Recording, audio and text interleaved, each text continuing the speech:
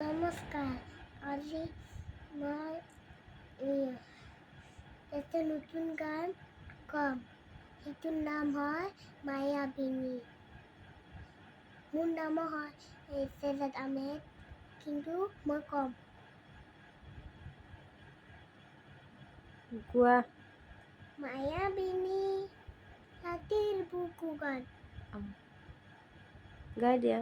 মায়াবিনী ৰাতিৰ বুকু দেখা পালো, তোমাৰ ছবি ধৰা দিয়া সপোনে আহি